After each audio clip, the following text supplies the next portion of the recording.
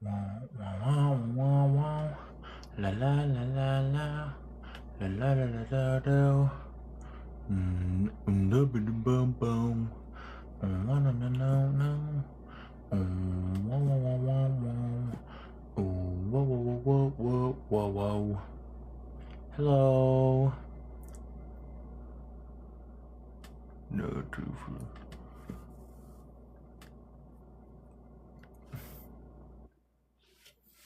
Where was I?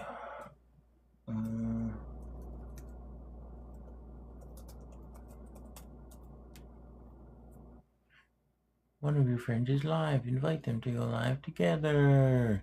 How long have you been live? I just became live just this second. How does my lighting look? And how do I sound?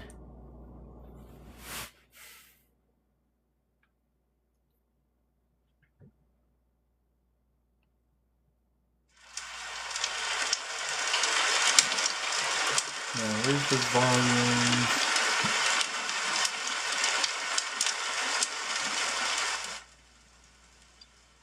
How's this? Should I go quieter? Is this a comfy volume? Should I whisper? How are we doing? Just a bit quieter? Okay. How's that? Hello. Today we're going to be chilling. It is 8:15 at the moment. I'll do about an hour of streaming. Sounds good to me. Today I'm going to be reading. Can you hear? Oh, just have to give my hair a quick brushing.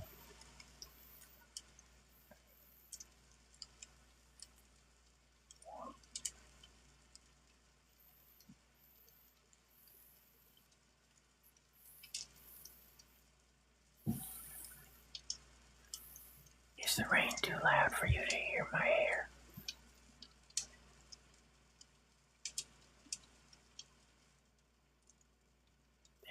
There we go. Let me go slower. What? I missed 2 streams recently because it was a busy week. And I need to make a habit, or I would like to make a habit of just making a little post. Either of a video or a story to say there's no stream. But I took a fun video today that I was thinking it would be nice to upload because I was cooking salmon. I was preparing salmon today, I mean. My old man gave me a full salmon with a head and tail and everything. So I cut the salmon up, cooked the tail up, and that was tasty.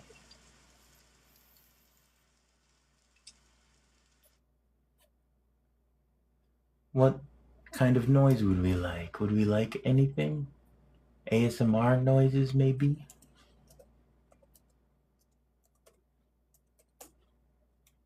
Yay! Hello, Tina. It's so good to see you.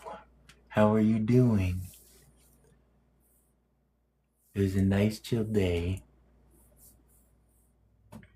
So I know that Herb isn't allowed on TikTok, but is vino? Una copa de vino? Es prohibido en jugar? I looked up ASMR noises. I meant music. There we are. I'll try to get quieter. Range kind of sounds static. Okay. Also, what was I asking? I see you having good, bad, living your best life. Excellent. I'm somewhat jealous. I need to take a bath. A nice relaxing bath with some candles. How's this sound? Some candles. I was browsing and I saw an herbal bath bomb. Herbal. A green herb bath bomb. The drink is allowed, but sometimes they have like a thingy at the bottom. A thingy? Oh, put a thing at the... Well...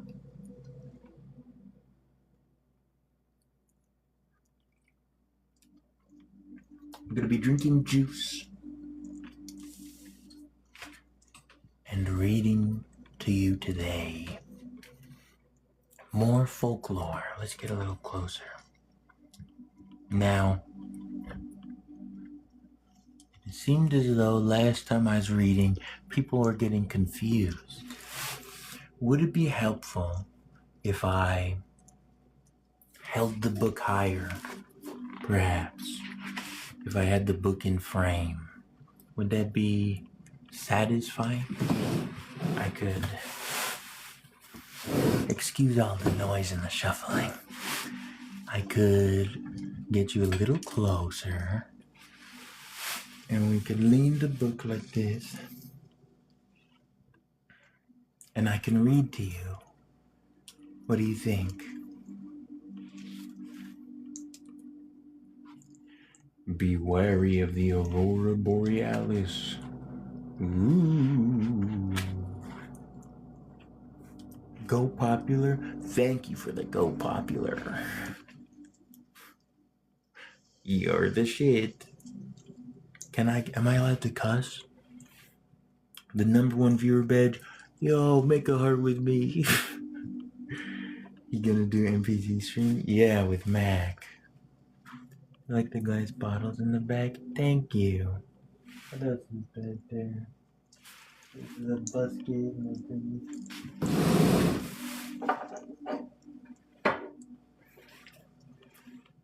Can you see that little mummy guy?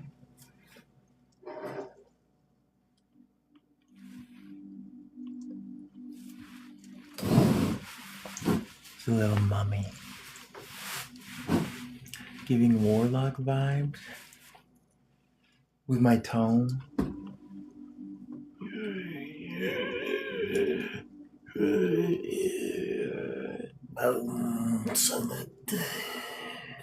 Like that. Just channeling. Welcome to my ASMR channeling stream.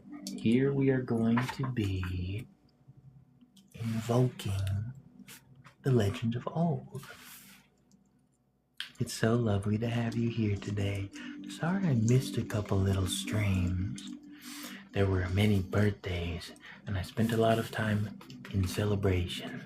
I made carrot cake. We made bell pepper poppers. We ordered some pizza.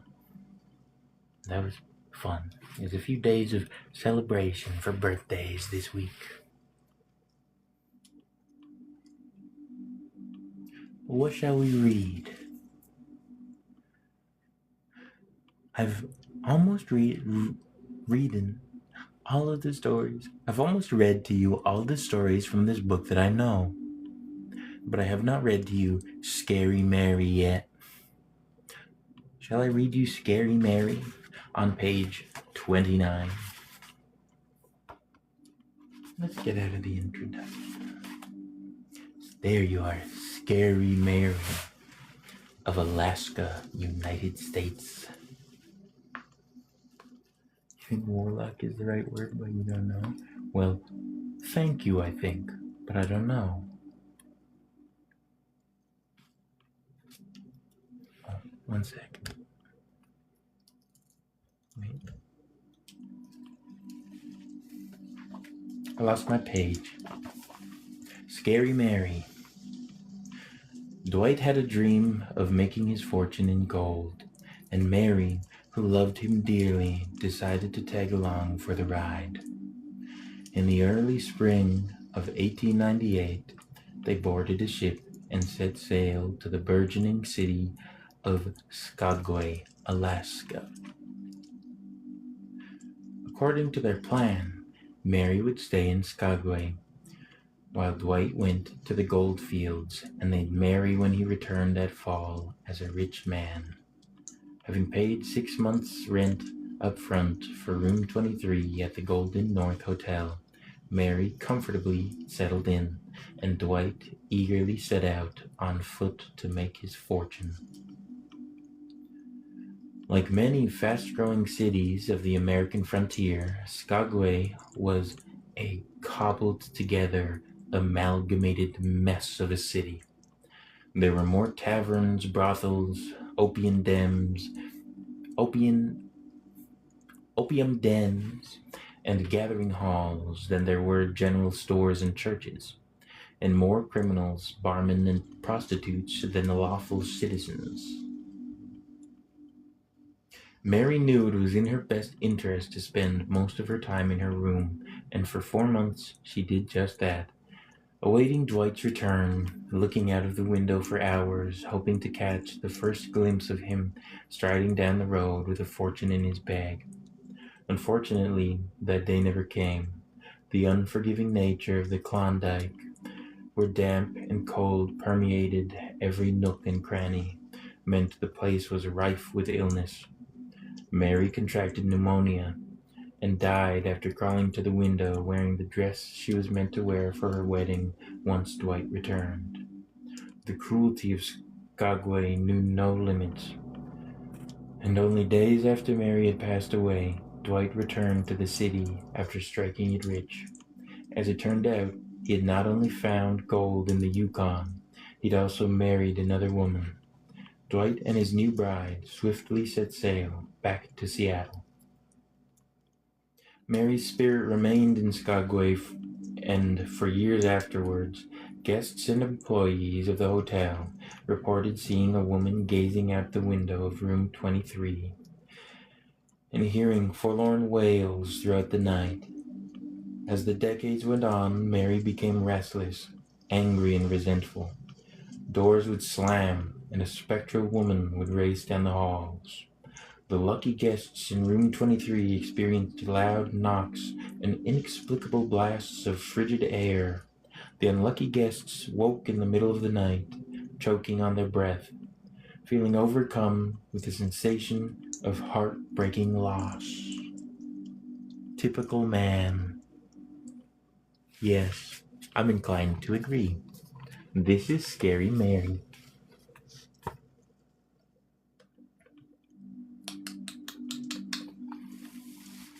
Now, Dwight, what kind of manners is it to leave a lady to freeze to death and abscond to Seattle?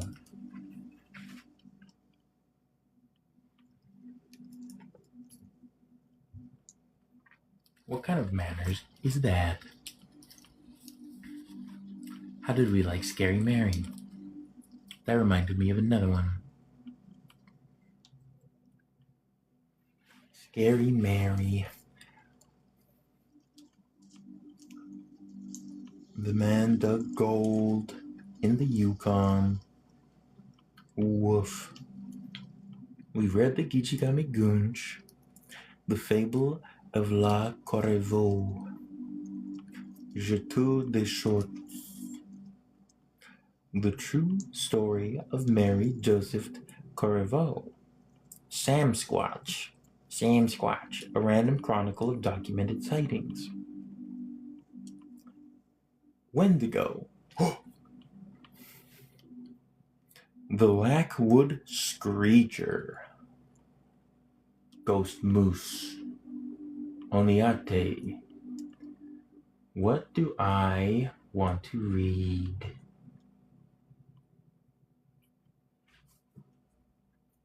Why don't we read on page 121, Snarly Yow. 121. I like the sound of Snarly Yow. Ooh, I have to read the Oniate to you as well. That's a good book, story, rather. I can't Excuse me.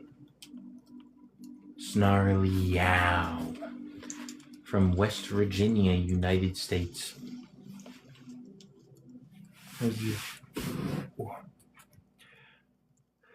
West Virginia, United States. Snarly Yow.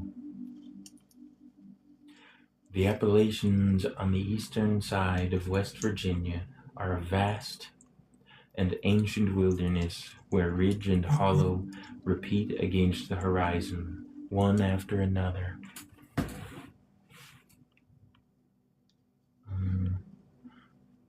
A land of ancient specters and restless spirits, this is a place where the long twilight shadows are not always cast by trees. The first Europeans to arrive here were German immigrants who established the settlement of Mecklenburg. The settlers formed a good relationship with the Nahisan people, with whom they traded supplies and animal furs, and they went to work taming the land. But as most tales of taming the wilderness go, just as you begin to feel safe, things start to turn. Ooh. Need the microwave? Go ahead then.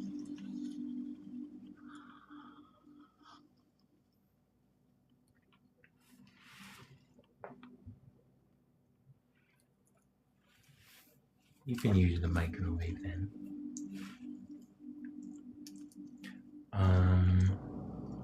It began one blustery fall night when the settlers heard what sounded like the howl of a wolf. A lone wolf was not much of a concern, but as time passed, the howls got nearer and became louder, and started to continue all night long.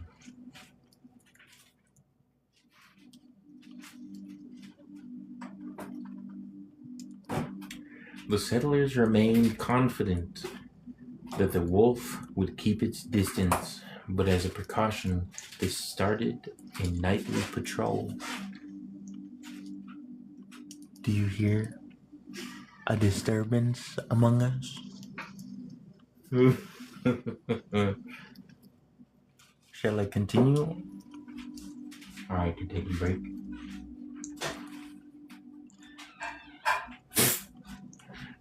I can wait a second or two.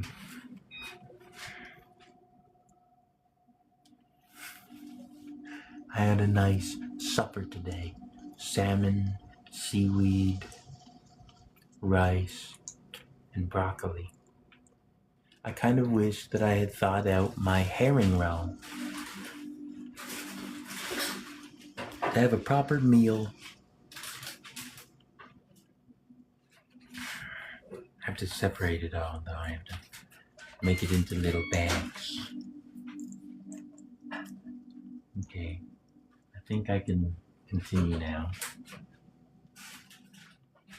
Thank you for your patience. I love you. Okay. So the wolf is outside of the cabin, and they've started a nightly patrol. On one particularly dark night, a watchman heard the dull padding of paws striding over dirt. Lantern in one hand and rifle in the other, he ran in the direction of the sound, but to his bewilderment, when he got there, it had stopped. Raising his lantern to brighten the darkness, all he could see were long shadows cast from nearby trees. He moved the lantern from side to side, from one side to the other, to see if anything was hiding in the darkness, and then he saw it, slinking from one dark shadow to another, as lean and long as if it were a shadow itself. It appeared to have no significant shape, yet was easily discerned. It moved as fluid, viscous, and black as ink. It moved as fluid, viscous, and black as ink. Then, just as quickly as it had appeared, it was gone, evanescing into the shadows of the nearby trees. The watchman looked around, but to no avail. Whatever had been there had vanished. A few days later, a woodsman was making his way home at twilight. With his axe over one shoulder and a lunch pail in his other hand, he was eager to get home and was taking long, quick paces. Suddenly he froze, his wits unable to comprehend the scene before him. There in the shadows on the path ahead, a shape began to form. Rising slowly from the darkness was a hunched and bristled back. Two flaming red eyes burst from the low shadows to his left, as if the creature had been awakened abruptly.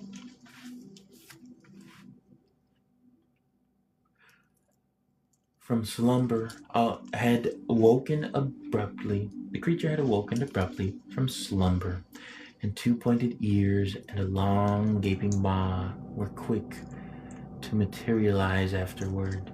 Night and darkness from all around coalesced, taking the shape of a massive black hound. Looking about, it seemed to the woodsman that there was nowhere that the hound was not. Its tail and hindquarters stood to his side, its body stretched around behind him, and the hound's head and shoulders stood in the path before him, lips pulled back in a toothy grimace, eyes burning red as coals. A low liquid growl, guttural and gravelly, surrounded him as if the entire wood had come to life. The woodsman dropped his pail and defiantly grasped his axe with both hands in a move that seemed to incense the creature. It leapt toward him as he swung his axe at the beast, and although his aim was true, the blade passed through the animal as if it were made of nothing. The hound, however, found its mark and clamped down on the woodsman's throat. He felt sharp claws digging into his arm and a heavy weight on his chest, the crushing pressure of the creature gnawing at his neck, the gurgling of his blood leaving his body, and then darkness. The woodsman woke up on the path the following morning, and to his astonishment he was not wounded. Had he dreamt it? Had he lost his mind? Collecting himself, he found his pail, and as he picked up his axe, he saw tracks in the dirt, paw prints, larger than his hands, pressed into the damp path. In the years since, the town has grown and changed its name to Shepherdstown, but sightings of the snarly yow continue. The creature is always standing on a path, challenging and goading travelers. Some have shot at the animal, but even bullets pass right through it. Although none of the attacks have resulted in death from the beast itself, there have been a few people who appear to have died from fright rather than injury. So if you plan to hike the wilds of West Virginia and Appalachia, tread lightly and be sure you've got a healthy heart. How about that? Wasn't that a scary story?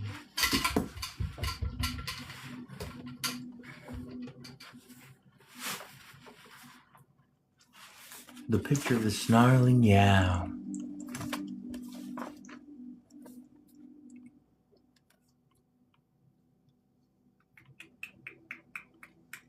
The snarling yow. A shadow wolf. That story's cool. I like shadow creatures. There's so many different types of them. And it brings to mind so many scenes and so much imagery. It makes me want to draw, thinking about shadow beasts.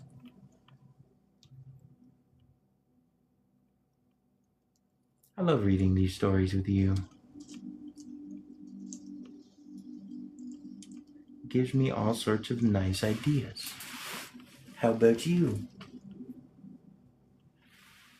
Do you feel any nice ideas?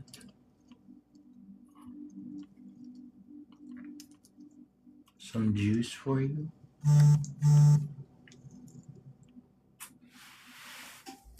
need to turn off my notifications. I don't know how. I don't have a... Okay, did I... Thank you for the follow. I appreciate you. Shall we move on to the next story? Now we have read Scary Mary. That Dwight should not have left his lady to freeze. Very ungentlemanly. We could read about the Isle of Demons on page 43.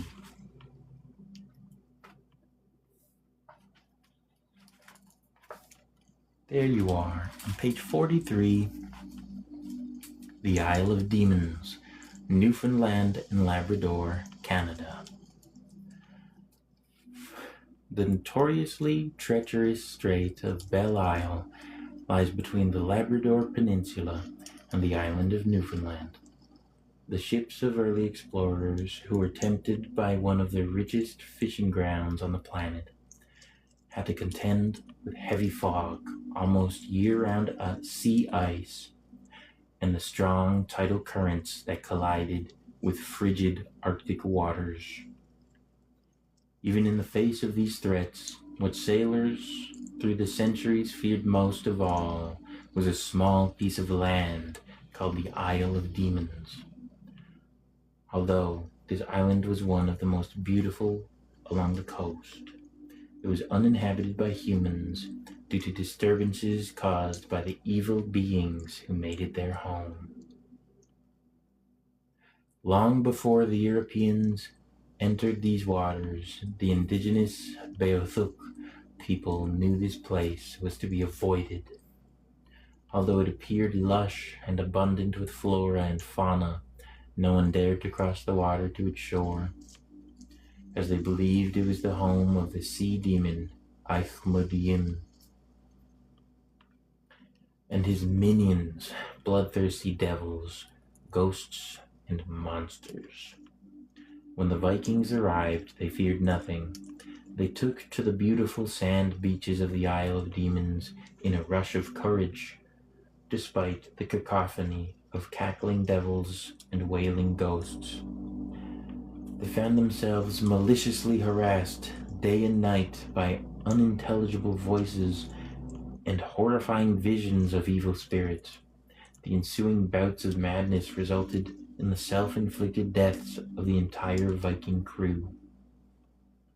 Later, French explorers claimed that as they sailed along the coast, their ships were buffeted by a great storm, and on the winds that battered them, they heard the incomprehensible murmuring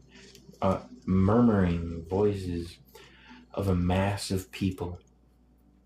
They said the noise was as loud as a busy street in Paris. Over the centuries, maps have depicted the island as being occupied by beasts and giant birds, sea serpents, and devils.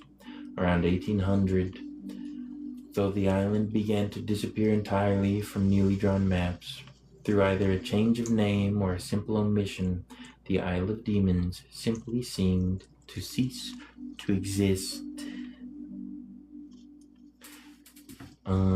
Despite this strange disappearance, even to this day, when the wind gnashes at the Newfoundland coast on a cold winter's night, an odd voice can still be heard screaming over the gale.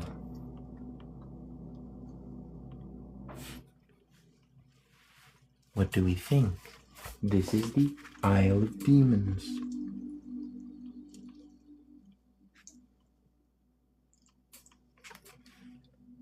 What do you think?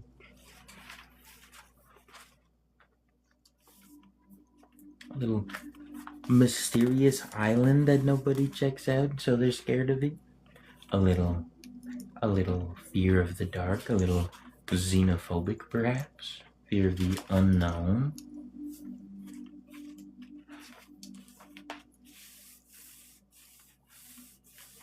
The Isle of Demons. I love listening to the wind. We often get windstorms, but whenever I'm streaming, it happens not to be very loud. But I usually keep the window open just in case you can hear it and we can listen to the outside noises while I read. I find it very soothing. Speaking of soothing, should I read any quieter? Are there any adjustments you'd like me to make to accommodate you?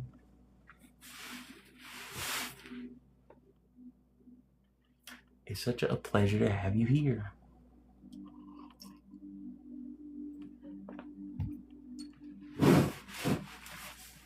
It's good, you like it?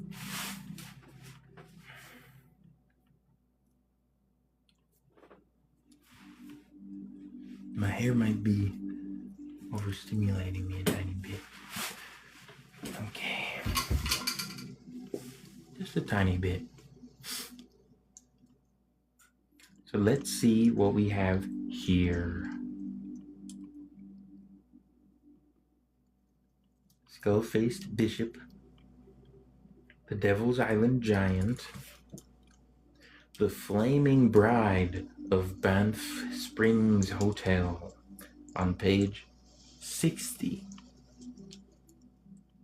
Why don't we check that one out? The Flaming Bride of Banff Springs Hotel.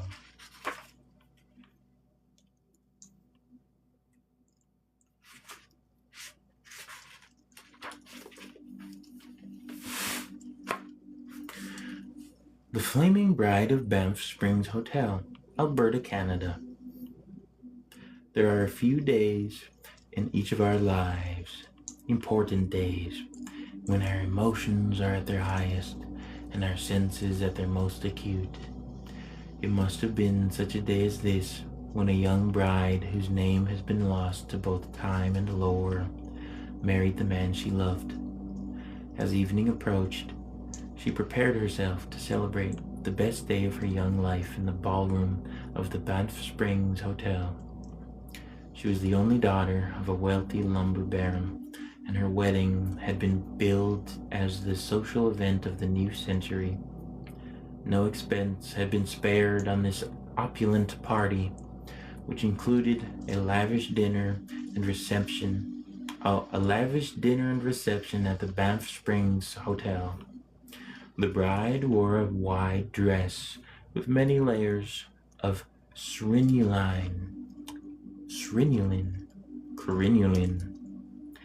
crinoline to fulfill her desire of looking as though she was gliding down the long, winding staircase. Oh, and what a staircase it was! Grand and constructed of marble, it gave onto a breathtaking vista of the Canadian Rockies. For this special occasion, the stairs were lined with candles, and hundreds of small flames illuminated the hall in a golden hue. At the foot of the stairs stood her groom. As the bride took her first step, their eyes locked, and the two held each other's gaze as she continued her descent. She paused for a moment on the first landing, briefly taking in the entirety of the room, perhaps to savor the moment, or to take a snapshot in her mind to save as a lifelong memory. As she continued walking down the stairs, the bride's gown billowed slightly, hardly noticeable, but just enough to brush against one of the candles. A short flash of illumination preceded the firestorm of her gown bursting into flame. As she stumbled forward, trying to escape the inferno that had begun to engulf her, she lost her balance. And as if in a great pagan ritual, she began to roll down the stairs as a great wheel of flame, breaking her neck along the way.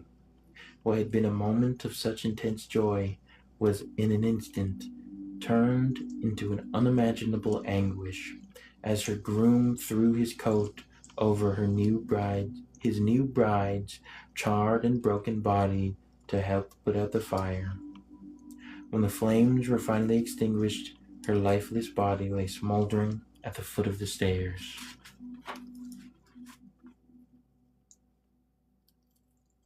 Years later, guests of the hotel began to report seeing a woman in a white wedding gown, making her way down to the first landing of the stairway before dissipating into a faint mist as if caught in a light breeze.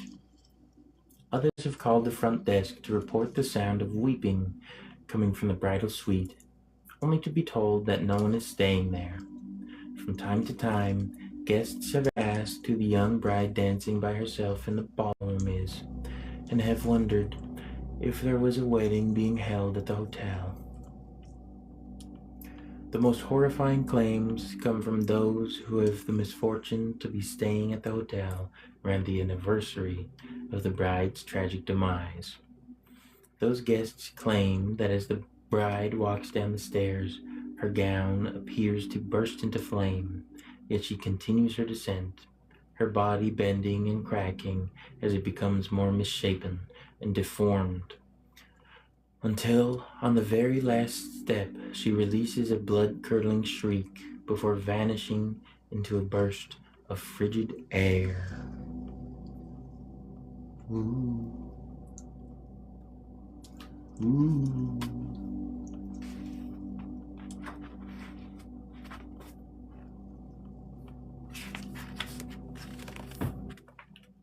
Kind of difficult to see the red drawing on the red light, but that is the that is the burning bride of the Banff Springs Hotel. That was her in her gown, and this is her at the bottom of the steps burning. She still burns. She's still burning. That story seems like an awfully good way to sell rooms at a hotel. Wouldn't it be lovely to check it out? Just be in a pretty place with little scary stories.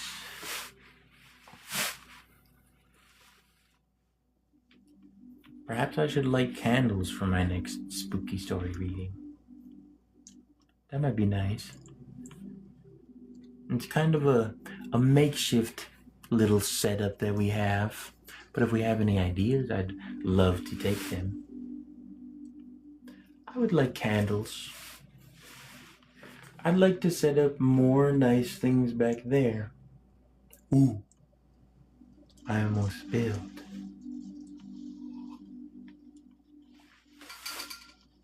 I have all sorts of nice little doodads and tchotchkes, I think people call collectibles.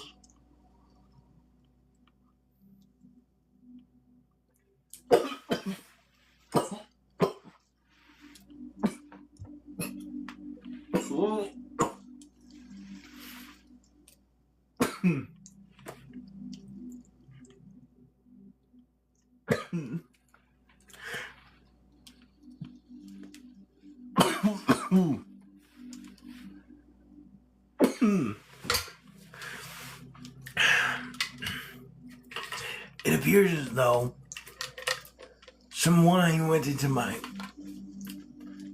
trachea, or windpipe as they say.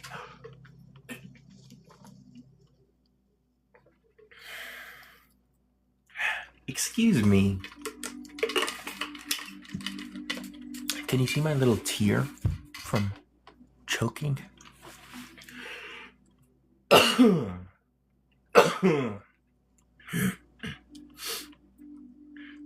I'm better. I was just going to comment on the quality of that wine, but maybe I'll abstain for now. For if I speak ill or anything, I might The spirit might get me. Oh, goodness gracious. And heavens to Betsy.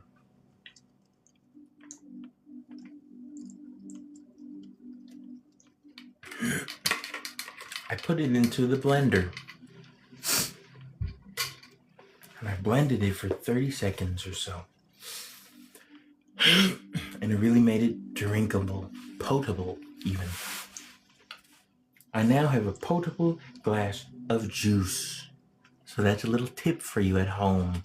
If perhaps you are gifted a bottle of juice that is not very tasty and rather quite terrible, put it into the blender and that will help.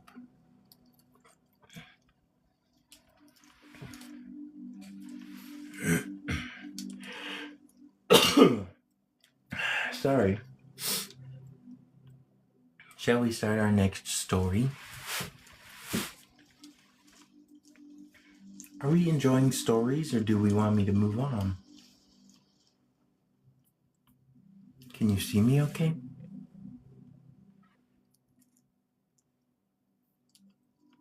I was thinking it might be nice to put the jellyfish here. Just light that up. Bring some things or do things there. Oh yeah. Are you asking me to change? Or do we want to read more book? I don't have anything here.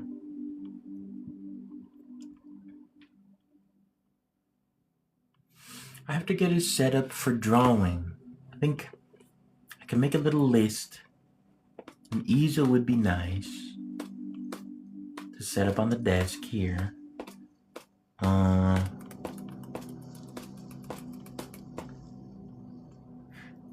It was suggested that I do a fountain pen ASMR at some point on some nice rough paper so you can hear it. That sounds nice to me. I'll probably order one, order a pen, order a fountain pen, get my watercolor paper out, order an easel or figure out some setup to have the camera watching me draw at this desk and do that sometime soon. Oh gosh, my throat is still. Yeah, I like that. I like the way that sounds. I was drawing today. I was planning drawings, future drawings. I'm trying to be less of just a. I'm trying to plan. I would like to make illustrations of these stories to show you lovely folk. I'd like to stretch out my drawing abilities and my planning abilities, and I'd like to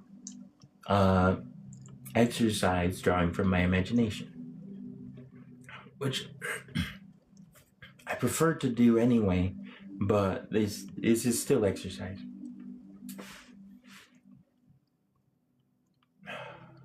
Shall we read another story?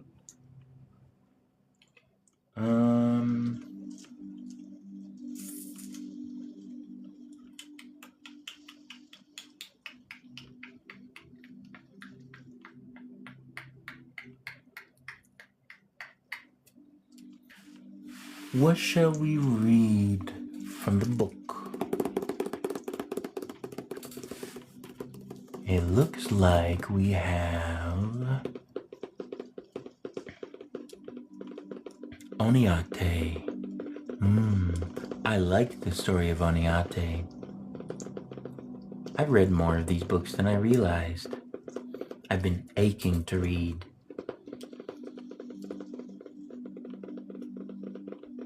And they're so short, I tend to read a handful at a time, but I haven't had a lot of time, so it's so beautiful to spend this time with you, reading the Oniate when I find it.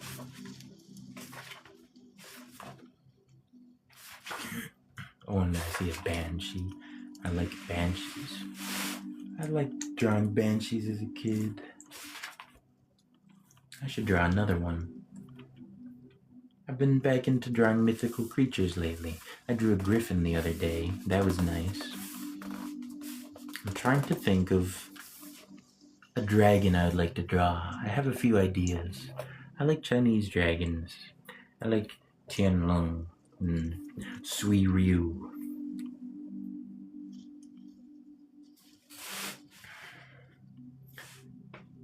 Oniate, New York, United States.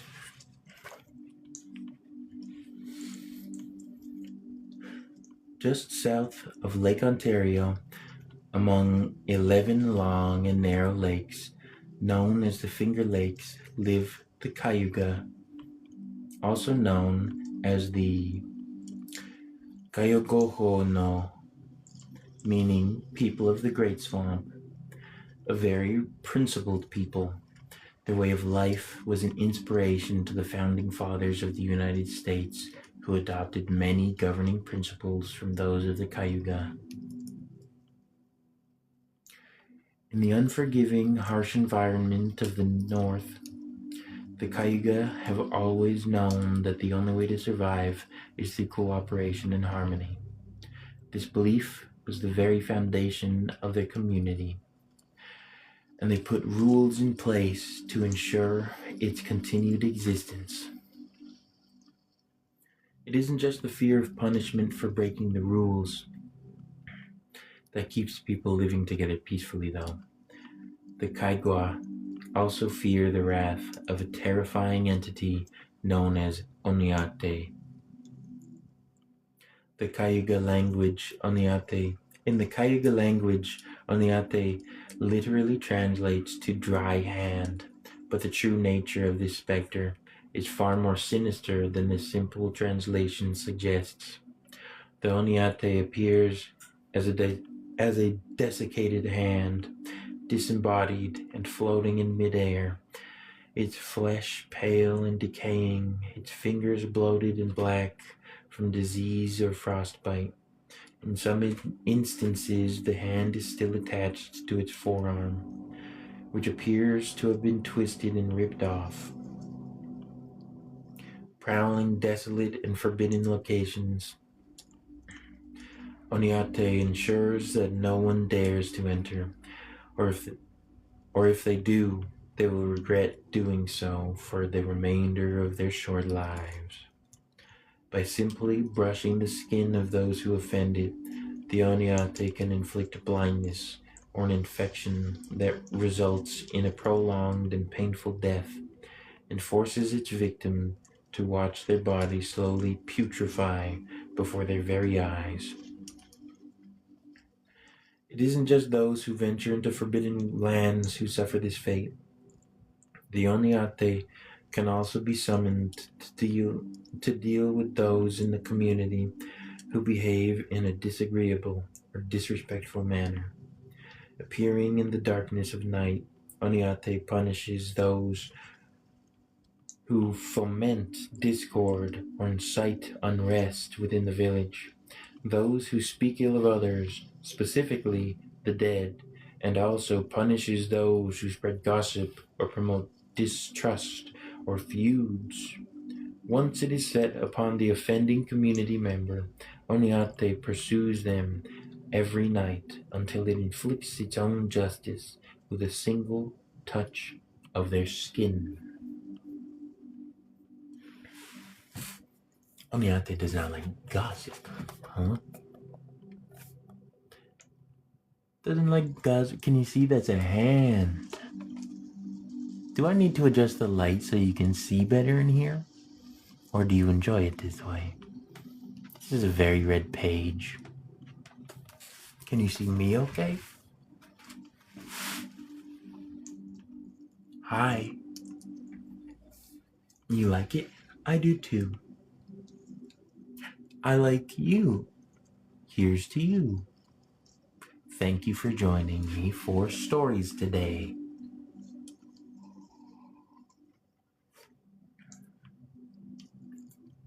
We have 10 more minutes I'll read to you a few stories. Unless we'd prefer I finish the stream with some ASMR of some sort. I enjoy stories though. If you're not opposed, do you have any requests? Thank you for liking the live. Story's fine, you're fine.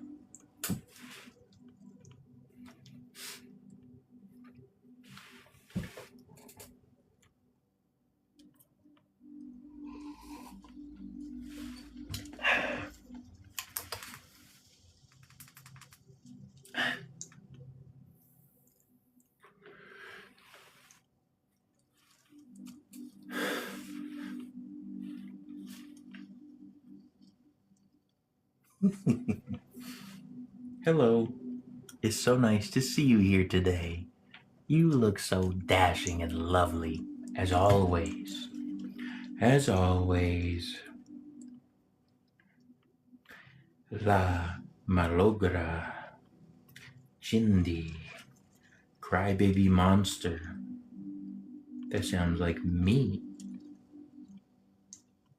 Haint. Stikini.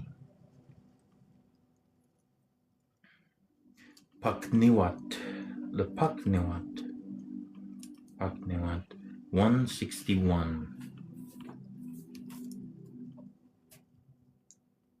Oniate. A desiccated hand that tells you not to be mean to your elders. Ooh. You'd better listen. Unless I'm younger than you, then disregard what I say, I suppose. As is the way. What page was I looking for again? 161?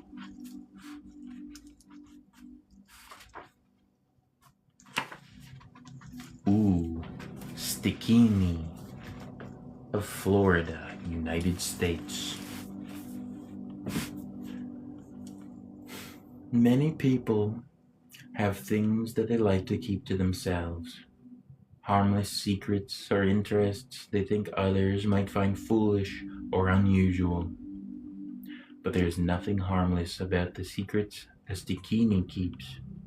In the light of day, a Stikini looks like a normal person, going about their life as any other. They sometimes exhibit a strange behavior or difficult personalities, but it is their inability to recognize when they flouted social norms that truly sets a Stikini apart. Have a blessed night. Thank you, Jep, for joining us. I love you. Have a beautiful night, and take care of yourself. I'll be here again, probably on Wednesday, if all goes as planned. And if I'm not, I'll post about it, surely. A Stikini is a witch who dabbled too much at the edges of dark magic, and over time strayed too far into the darkness. It's in this darkness that a Stikini builds its strength, and with every sinister deed, the darkness grants more power. But it's only when the darkness bestows its most powerful gift, shapeshifting, that the true nature of a Stikini's wickedness is realized. Once the Stikini gains the ability to shapeshift, it can transform into a misshapen and revolting half-owl, half-human enormity. Some simply appear as huge owls, but others are grotesque in their appearance, heinously aberrant, with an extra arm or a human face, as if they hadn't fully mastered the transformation.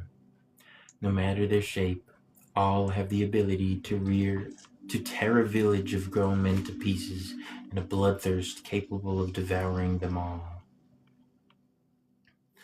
As with all things gifted by darkness, this power does not come without a cost.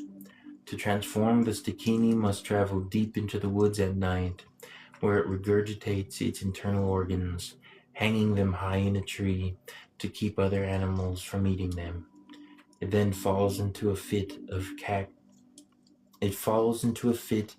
cracking bones, wings, and beaks tearing through human skin, and talons emerging from its now changed feet.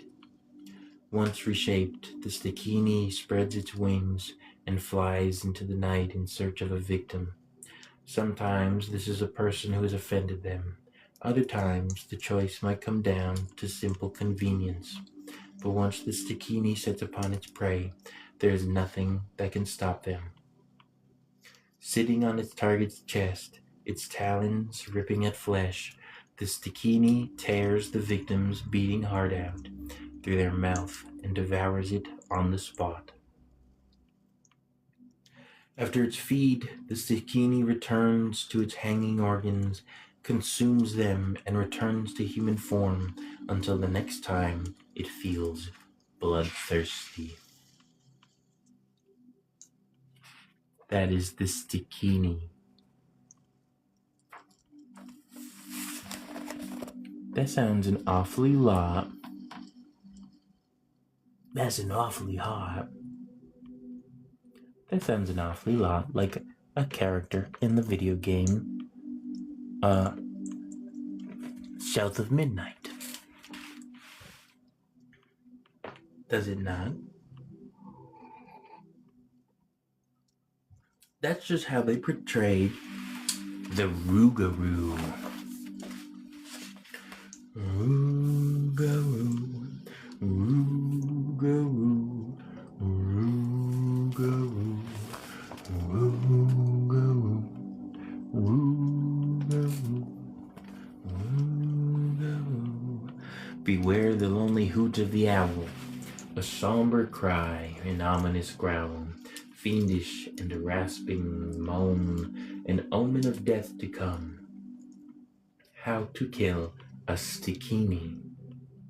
Find their organs hidden high in a tree, climb the heights to retrieve them, toss them to the ground, destroy them in the high, hot flame of a fire. With their innards destroyed and unusable to transform back into their human form, the Stikini will burn in the sunlight on the new day. Or fashion an arrow with a pine shaft, dress it with the feathers of an owl. Your aim true and your mind pure, you must pierce the heart to defeat this beast. Ooh. The Stikini. What a cool story. When I read these stories, I've been into comics lately. I need to start reading some comics and start having a look at how people do their paneling. I've been drawing little panels for myself and making little comics and trying things out in a little notebook. Thumbnails, practice, serious activities. I'm not used to, perhaps that's not true. I feel like I'm not very used to putting structure into my drawings, or perhaps into my art in general. I tend to do everything, do nothing, have no plan.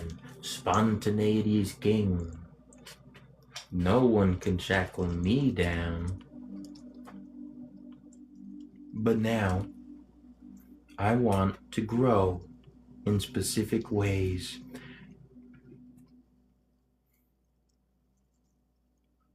So it's been fun adding structure to my drawings, adding note-taking to my life, to my art, that is. I've taken notes, I wrote my feelings down and stuff. Been writing notes about these stories. I have to continue those. Perhaps I could make a fun hangout of that with you someday. We'll see. Shall we read one more story? One for the road. I'll read you 3 titles, and I'll have you pick one, please.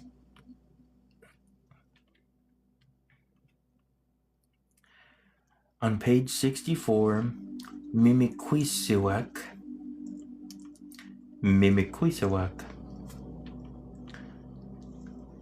On page 97, The Black Hound of the Great Lakes.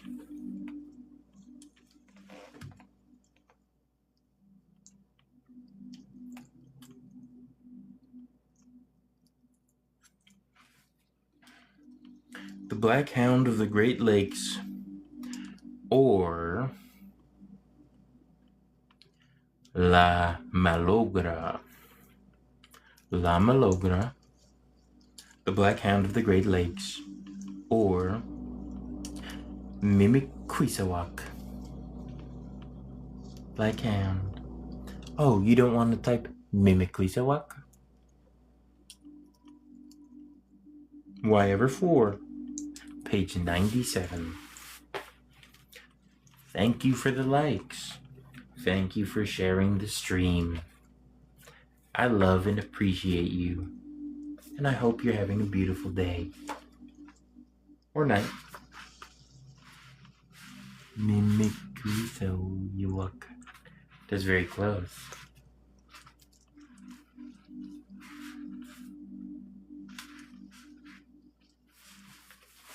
Here we are.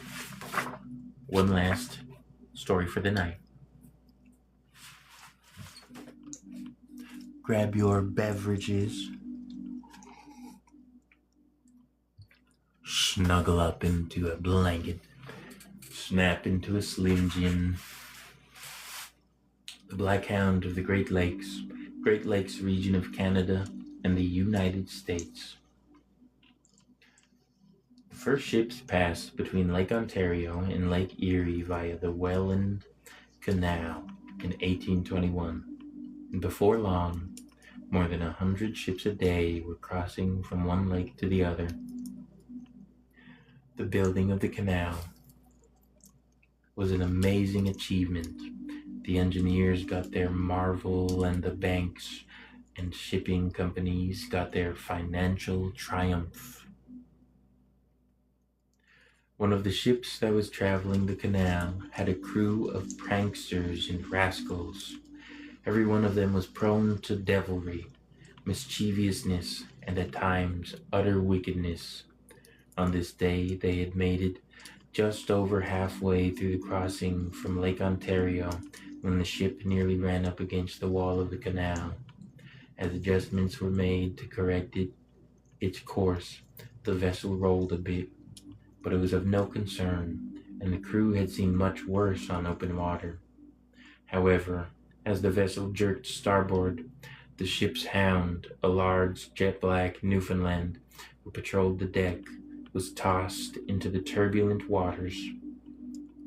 The fall was not fatal, but there was a shameful response from some of the men on deck. A few of them began to laugh as they watched the dog struggle to keep its head above water as the ship sailed on. The dog's loyalty drove him to action. As the ship continued onward, the dog swam after it.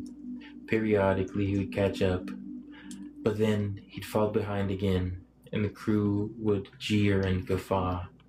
Despite this unkindness, the hound swam on.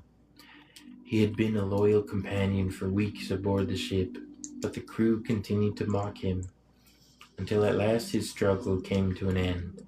As the ship forged ahead, the dog was pulled into the currents before being crushed between the closing gates of a lock. The ship's crew fell silent as the mass of crushed bone and flesh was overtaken by the rising water. The ship cleared the canal and entered open water as night fell. and Lake Erie stretched out before them. Although the lake was calm, the evening was anything but.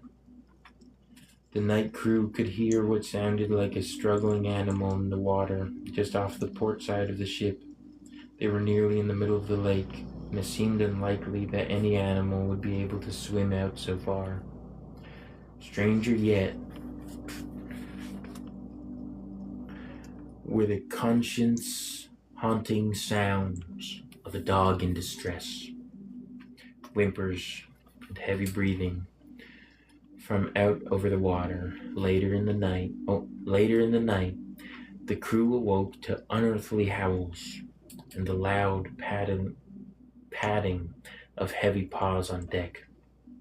Those who investigated found nothing, first tracking the noise to the stern of the ship, only to then hear the sound come from the bow. Once at the bow, the sound seemed to come from the stern again. The mournful wailing became more and more desperate through the early morning hours, and only ceased once the sun broke on the eastern horizon. After docking in Cleveland, the crew disbanded, but tales of the Black Hound of the Great Lakes lived on. In 1875, a ship called the Isaac G. Jenkins was crossing Lake Erie. It was a quiet night. There was a clear sky, and the water was calm. As a deckhand kept watch to ensure that the vessel kept its course, he witnessed a strange sight. Out of the night's darkness, a black dog leapt over the port side railing at the bow of the ship and proceeded to jaunt casually across the deck toward the starboard side. The beast stopped midway and looked directly at the sailor, a motionless interaction lasting only a moment, before turning and continuing on its course. Arriving at the starboard side of the vessel, it jumped the railing and was gone. There was no splash, no water on the deck to show that a wet dog had been there. In fact, there was no trace at all of the animal.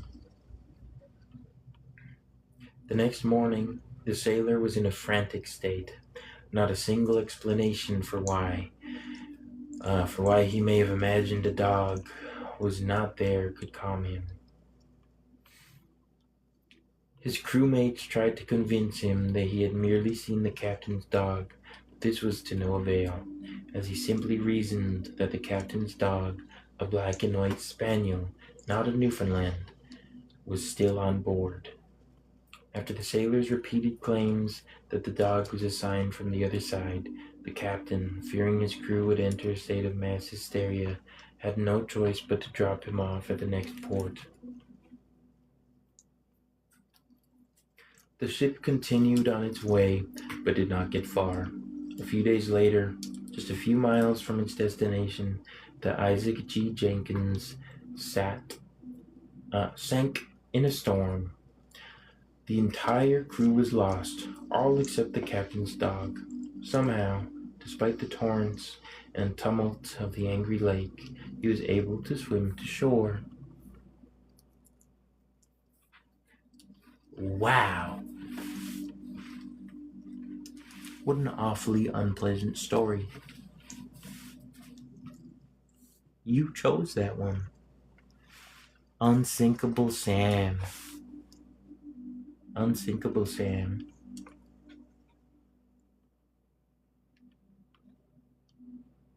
Is that? What is that? Lore of the Great Lakes. I'll read this little thing and then we'll be done.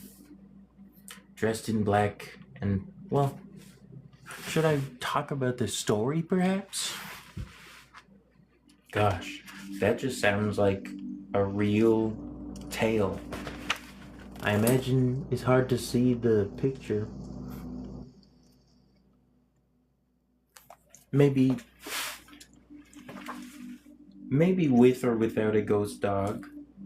I believe in things like that. Particularly the human part. That sounds just like a real story, doesn't it? Woof. Woof. Unsinkable Sam, the Black Hound of the Great Lakes. In deciding which of these I want to illustrate is difficult, because this story I find very cool, but I find it much less cool to imagine drawing, like, well, I guess I would not have a dog dying on the page. It's just a morbid story. A lot of these stories are. A lot of native stories are too. I grew up on very scary stories told to me by people with some with strong imaginations, and some who were just really good at scaring me, like my mother. And I would be up soon. Excellent. Well, that's that then. This has been today's relaxing reading stream. I hope we all enjoyed our time together. I enjoyed having you over. You are lovely. You are beautiful. You are strong. You are wise. You are loved. And I will see you again on Wednesday. See you. Love you. Take care of yourself. Follow. Thank you for the reminder. Please follow the stream if you enjoyed it.